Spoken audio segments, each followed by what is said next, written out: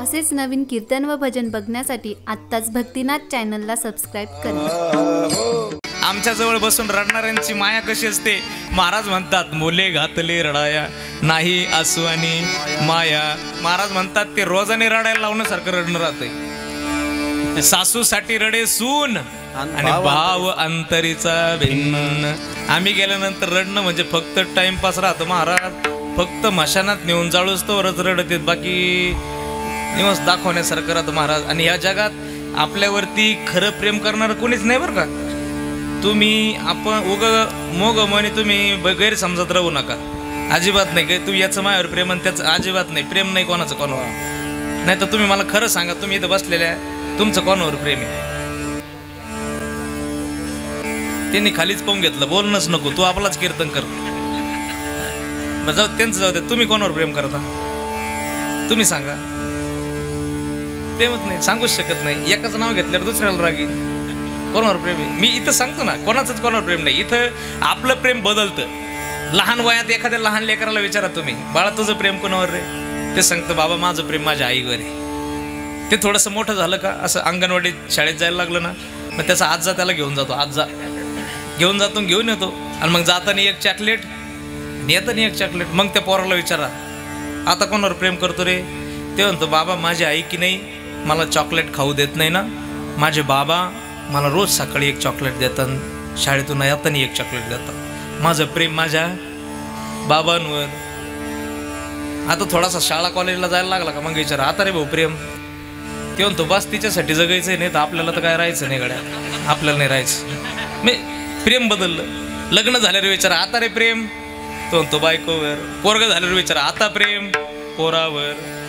आता ते पोराचं लग्न होऊ द्या, म्हाताऱ्याला नातू येऊ द्या, मग विचारा म्हाताऱ्याला आता प्रेम कोणावर? म्हातारं म्हणतं बाबा जागेवर काडी लाव वाटत साऱ्याला, फक्त नाताकडं पाहून राव वाटत। कोणाकडं? नातवाकडं। आता नातवाकडं कवर पहिना, कवर पहिन जवळ नातू हाता खालून काढीत नाही तवर, त्याच्यानंतर प्रेम संपलं।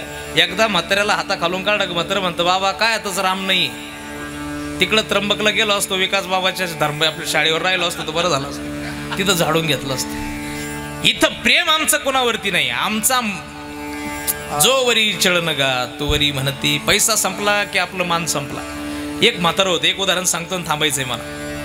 एक साधू होता, जंगलावरती राहत होते, आणि एक म्हातारं रोज त्या साधूच्या दर्शनाला जायची। रोजचा नित्यनेम होता, फक्त कान माझ्याकडे ठेवून ऐका बरं का, हा दृष्टांत एवढा तुम्हाला घरी घेऊन जायचा आहे कीर्तनातून, फार महत्वाचा दृष्टांत, एवढा समजला तरी कीर्तन कळेल तुम्हाला।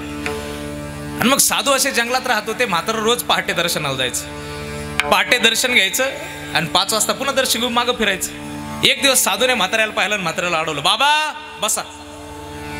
म्हातारं म्हणे काय झालं साधू महाराज? साधू महाराज म्हणाले बाबा बसा जरा वेळ। म्हातारं म्हणे नाही मला जावं लागेल। म्हणे का बरं? म्हणे बाबा मी जर घरी गेलो नाही तर घरचे चहा सुद्धा घ्यायचे नाही, चहा कमून माझ्याशिवाय चूल सुद्धा पेटत नाही म्हणे बाबा, इतकं प्रेम आहे म्हणे, खूप प्रेम आहे म्हणे माझ्यावर। असं जा म्हणे, जा जा जा। असा महिनाभर चाललं आणि 1 महिन्याने पुन्हा साधूने म्हातारं अडवलं, बाबा बसा। म्हातारं म्हणे का? साधू म्हणाले बसा जरा वेळ। म्हातारं म्हणे नाही मला जावं लागेल, माझ्याशिवाय पान हालत नाही म्हणे घरी, इतकं प्रेम करतात घरचे म्हणे, खूप प्रेम करतात। बरोबर मग एक काम करा म्हणे बाबा, तुम्ही रोज माझ्याकडे 5 वाजता येता, उद्या सकाळी पहाटे 4ला या। म्हातारं म्हणे येतो। गेलं म्हातारं घरी, दुसऱ्या दिवशी पहाटे 4 वाजता म्हातारं आलं। ब्रह्म मुहूर्तावरती साधू आपली तपश्चर्या करत होते। इतना तो करना स्वामी जब प्राण तन से निकले, गोविंद नाम लेके जब प्राण तन से निकले, श्री गंगा जी का तट हो, जमुना का वंशवट हो, वाह मेरा सावरा निकट हो, जब प्राण तन से निकले। साधूची तपश्चर्या सुरू होती। म्हातारं पहाटे 4 वाजता आलं, साधूने डोळे उघडले आणि पाहिलं म्हातारं आलं। साधू प्रसन्न झाले। साधू म्हणाले बाबा मी सांगितलेल्या वेळेत तुम्ही आलात, मी तुमच्यावर प्रसन्न आहे। ऐका बाबा, तुम्ही मी सांगितलेल्या वेळेत आलात, मी तुमच्यावर प्रसन्न आहे। मी तुम्हाला योग शिकवणार आहे। आणि योग तुमच्या कामाचा शिकवणार आहे. मात्र म्हणे कुठला योग शिकवणार आहे? साधूने सांगितलं मी तुम्हाला योगातला सर्वोत्तम योग शिकवणार आहे, समाधी योग शिकवणार आहे. समाधी योग म्हणजे श्वास न घेता जिवंत राहण्याची कला. आणि मग साधूने प्रयोग चालू केला. म्हाताऱ्याने प्रॅक्टिस सुरू केली. वर्ष सरकलं आणि 1 वर्षात म्हातारं 4 तास श्वास थांबायला लागलं. गुरुजी किती तास? किती तास? 4 तास म्हातारं श्वास थांबायला लागलं. श्वास थांबून जिवंत राहायला लागलं. मग साधूने एक दिवस परीक्षा घेतली आणि म्हाताऱ्याला सांगितलं बाबा उद्यापासून तुम्ही माझ्याकडे येऊ नका. म्हातारं म्हणे मा काही चुकलं का? म्हणे चुकलं काहीच नाही, मला फक्त सांगा तुमचे घरचे प्रेम. म्हणे बाबा जीवाच्या पलीकडे प्रेम आहे, माझ्याशिवाय तर पान हलत नाही, चहा सुद्धा घेते नाही माझ्याशिवाय, इतकं प्रेम. म्हणे इतकं प्रेम आहे ना, मग एक काम करायचं आता घरी जा, घरी जा, उद्या सकाळी माझ्याकडे येऊ नका. मग काय करा, पहाटे 5 वाजता तुम्ही उठलात की तोंडावरची गोधडी बाजूला घ्या, सगळे उठले का बघून घ्या, आणि सगळे उठलेले पाहिले का पुन्हा 5 वाजता समाधी लावा. 5ला समाधी लावली का किती तास चालणार? तुम्ही जागे आहेत ना? 5ला समाधी लावलं किती वाजेपर्यंत? 4 तास चालणार. म्हणजे 6, 7, 8 आणि 9 वाजेपर्यंत चालणार. समाधी लावा. आणि समाधी लावायची, मी येऊपर्यंत समाधी सोडायची नाही. म्हातारं म्हणणे चालन. आता म्हाताऱ्याला माहीत नाही परिणाम काय होणार आहे. म्हातारं घरी गेलं.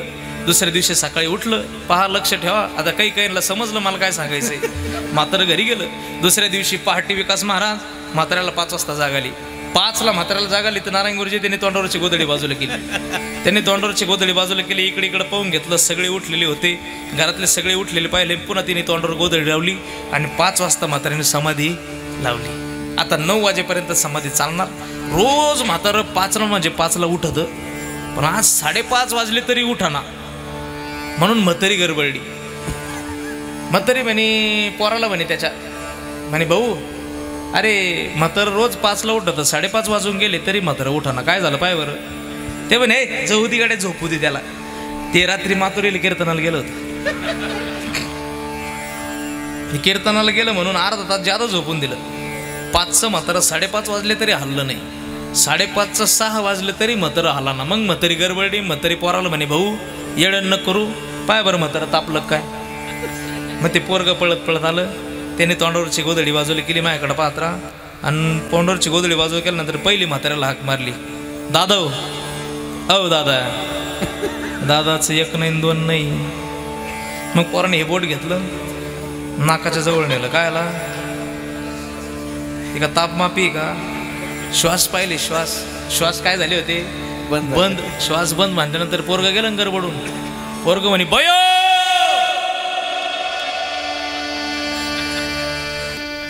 दादा गेले. आता ते दादा गेले म्हटल्यानंतर ती म्हातारी शांत बसली असं. तुम्ही खरं सांगा, माझ्यासारखा नका बोलू, खरं सांग. म्हातारी शांत बसली असं की ती जिथं बसली होती ती ना, तिथून म्हाताऱ्याच्या छातीवर उडी मारली बा. दादा आता मी कुणाकडे पाहायचं नाही, आता मी कुणाला सांगायचं नाही, आता मी काय करायचं नाही. तारा ना ना ना रे ना. त्याच्यात भरपूर पद राहते, पण माझे सगळे पाठ नाहीत. म्हटलं आपलं आज्ञाने सांगायचं, झाकून नाही ठेवायचं. भरपूर पद आहे. म्हातारी रडायला लागली. बरं म्हातारी रडायला लागल्यानंतर घरातल्या पुरी सुरीला शांत बसता येतं का? नाही, त्यांना रडावंच लागतं. महाराज म्हणतात ना, सासूसाठी रडे सून, रडावंच लागतं. मग ते खोटं नाटक रडाना पण रडावंच लागतं. आणि मग ते रडायचा कार्यक्रम चालू झाला. तुम्हाला काय सांगावं, असा रडायचा कार्यक्रम दांगोडा उठवला यांनी. सगळे कोण सगळे जमले, घर जमलं. इतकं रडायचा कार्यक्रम चालू झाला. इतके रडायला लागले. गाव जमलं, घर जमलं, पाहुणे रावळे जमायला सुरुवात झाली. इतका रडायचा कार्यक्रम. बरं पण ते रडणं जे राहतं ना, इतका धोरंबाज नारायण गुरुजी, इतकं धोरंबाज राहतं साधारण गुरुजी. रडणं म्हणजे मोगम नाही. पहिला 1 तास जो राहतो ना, लक्ष माझ्याकडे ठेवा तुम्ही, लय महत्वाचं सांगून राहिलो तुम्हाला मी. लय म्हणजे लय महत्वाचं आहे. पहिला 1 तास जो राहतो ना, पहिला 1 तास इतका हिशोबशीर रडणं राहतं. इतके रडत येत पहिला 1 तास, इतके रडत येत तुम्हाला काय सांगावं हो. इतके रडत येत सगळे कोण सगळे. आणि 1 तासाच्या नंतरचं जे रडण राहतं ना, ते इतकं धोरणबाज राहतं. धोरणबाज मोगम रडून नाही चालायचं ना. असं काय करता, एखादं उकडून जाईन ना, उकडन ना एखादं. असं काय करता, धोरण धरून रडायचं राहतं. मग कसं 1 तासानंतरचं जे रडणं राहतं ते असं राहतं, असं पदर लावून बसायचं.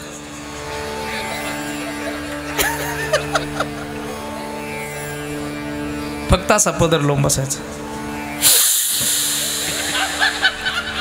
बाकी काहीच करायचं. निवळ शेंबूड वाढायचा कार्यक्रम, बाकी दुसरं करायचं काहीच नाही. निवळ शेंबूड वाढायचा कार्यक्रम असा.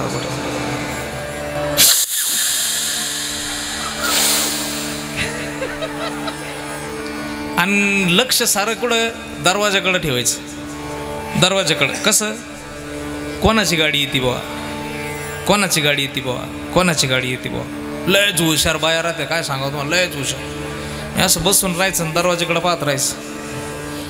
समजा आता नाशिकला छकी दिलेली, छकी इथलं नाही चाललं बरं का भाऊ आपलं, नाही तर आमच्या तिकडं घ्या तुम्ही, जाऊ दे बरं द्या, इथलं नको. श्रामपूरला छकी देईल, छकी श्रामपूरची समजा छकी आली बा, गाडीचा आवाज आला का लगेच सावध व्हायचं, काही निगुळणा करून घ्यायचा, कोणी पाणी पिऊन घ्यायचं, लयच हुशार. असं बस छकीचा घरात पाय दारात पाय का घरातल्यांनी दांगुडा करून द्यायचा. दादा दादा दादा नुसतं छकी छकी करायचे ना, दादाचा छकीत लई जीव आता ना, दादाना छकीला कधी मोकळ्या हाताने जाऊ दिलं नाही ना, दादाना छकीला दिवाळीला साडी घेतली होती ना, दादाना छकीच्या पाप्याला फटाकडे आणले होते ना, तारा ना ना ना रे ना.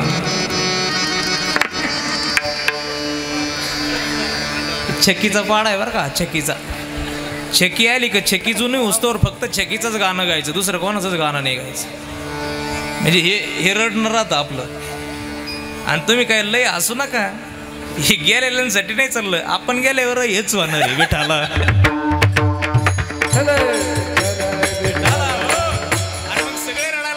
रडायला लागले, रडणारे सगळे एक एक करत होते. घरातले माणसं जमा होत होते, पाहुणे रावळे जमले, माझ्याकडं पात्रा सगळे जमले. आणि मग आता कोणीतरी शानं आलं, ऐका ऐका, अरे रडून काय तो जिवंत होणार आहे का, चला उठा उठा बाहेर काढा. लगेच बाहेर काढायचा कार्यक्रम चालू झाला. 5ला मात्र गेलं, 6ला कळलं, 7-8 वाजेपर्यंत सगळे पाहुणे जमले. मात्र बाहेर आंघोळीला काढलं. बरं त्या आंघोळीला काढल्यानंतर पाणी गरम का गार, हां अहो गरम, इतकं गरम पाण्याने म्हातारा धुवून काढलं. नारायण गुरुजी तुम्हाला काय सांगा, इतके चटके बसले राव, पण बोलायचं हुकूम नाही. आता कसं काय बोलून, एवढं गाव जमा करून घेतलं, बोलायचं कसं, चटके बसले पण म्हातारा बोला ना.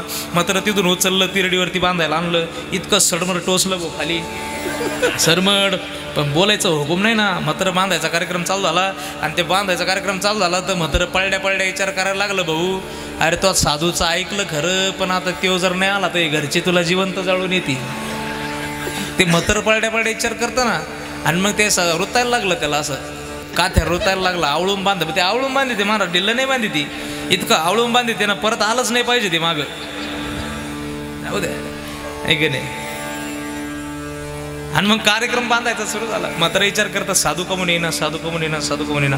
इतक्यात साधूचा आवाज आला, बांधू नका, बांधू नका म्हटल्यानंतर घरच्या अशा उठून उभं राहिले. म्हणे महाराज असं काय करता, गेलं म्हणजे जावंच लागतंय, प्रकृतीचा नियम आहे, न्यावंच लागतंय, जाळावंच लागतंय, असं काय करता. साधू म्हणाला, ऐका जरी गेला असेल तर माझ्यात सामर्थ्य आहे, मी त्याला जाऊ देणार नाही. जाऊ देणार नाही म्हणजे काय करणार, ते म्हणे मी जिवंत करणार. जिवंत करणार म्हटल्यावर घरच्या असे साऊज करा म्हणे, महाराज करा, जिवंत करा बाबा, करा हो करा.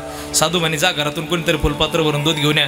कोणतरी पळत गेलं, असं फुलपात्र भरून दूध आणलं, असं साधूच्या हातात दिलं. आणि साधूने असं ते कमंडलूत हात घातला. कमंडलू कळतो का तुम्हाला, कमंडलू असा तांब्याने राहतो, त्याच्यात हात घातला. एक पुडी बाहेर काढली, त्याच्यातून ते दुधात कालवली. पुडी म्हणजे काय अंगारा बिंगारा काय नव्हतं बरं का, पिठी साखर होती, अशी कालून घेतली. आणि साधूने असं फुलपात्र धरलं. ऐका माझ्याकडे पात्रा. साधूने सांगितलं, ऐका ऐका ऐका, हे औषध मी तयार केलं, हे औषध मी तयार केलंय, माझ्या सिद्धीने तयार केलंय. ऐका, हे औषध जो कोणी घेईल तो जाईल. जाईल म्हणजे घरी झोपायला नाही, गोईंग टू यमपुरी. हे औषध जो घेईल तो जाईल, आणि जो गेलेला आहे तो उठून उभा राहील. कोण घेतं, मातोरीत आहे कोणी, मातोरीत कोणी आहे का. अहो मातोरीचं सोडून द्या, ते साधू असं म्हटल्यानंतर तुम्हाला शपथ खोटं नाही सांगत विकास महाराज, पाहुण्या रावळ्यांनी तर गाडीलाच किक मारली भाऊ, थांबणंच नको. घरी जिने तिने त्याची मंडळी पाहिली, तू पहिली पुढं वय पुढं गाडी धरी निघाली. चट उद्या कळण काय झालं ते. पाहुणे गेले निघून. मग ऐका माझ्याकडं पहा तुम्ही. साधूने ते फुलपात्र म्हातारीकडं नेलं. म्हातारीला म्हणे, आई तुम्ही लय रडत होत्या बाबा, आता मी कुणाकडे पाहायचं ना बाया, आता मी काय करायचं ना बाया. तुम्ही लय रडत होत्या आई, तुमचं लय जीव दिसतो, घेता का तुम्ही मग औषध. म्हातारी म्हणे, भाऊ मला घेऊन चालन का दादा, हे नातू का माया वाचून राहतेत का भाऊ, आणि सुनाका लय धाडायच्या आहेत का रे दादा. मी आहे म्हणून बरं आहे, मला नाही जमायचं, तू आपलाच घे. म्हातारी आणि तो जो पळलेला आहे ना, तो म्हणत होता माझ्याशिवाय चहा घेत नाही, तो ऐकू राहिला उघडे कान करून. म्हातारी म्हणे मला नाही जमायचं. साधू म्हणे मग म्हातारी नसली घेत तर पोरांना म्हणे तुम्ही घेता का भाऊ. पोरं म्हणे बाबा आता पिकलं पान गळूनच पडायचं, किती दिवस जगणार आहे बतर, आमचं मागं प्रपंच आहे, आम्हाला नाही जमायचं. पोरांनी अंग काढून घेतल्यावर सुनांकडे केलं फुलपात्र. म्हणे तुम्ही घेता का. सुना म्हणे पोरं त्यांचेच माणसं घेईन आणि आमचं काय काय. ऐका सगळ्यांनी अंग काढून घेतल्यानंतर साधू म्हणे नसन तुम्ही घेत तर मी घेऊ काय. घरचे लगेच उठून उभं राहिले. जगाच्या कल्याणा संतांच्या देह कष्टविती परोपकाळे. बाबा घ्याओ घ्या बाबा घ्याओ, तुम्हाला तरी कुठं कोणी मागं पुढं दटवलं घोड. तुमचं मंदिर बांधू म्हणे माथुरीला. मग साधूने फुलपात्र तोंडाला लावलं. ऐका, साधूने फुलपात्र तोंडाला लावलं आणि साधूने दूध पिऊन घेतलं. साधूने दूध पिलं आणि म्हाताऱ्याला हाक मारली, दादा उठा. म्हातारा असं ताडश्री उठून उभं राहिलं.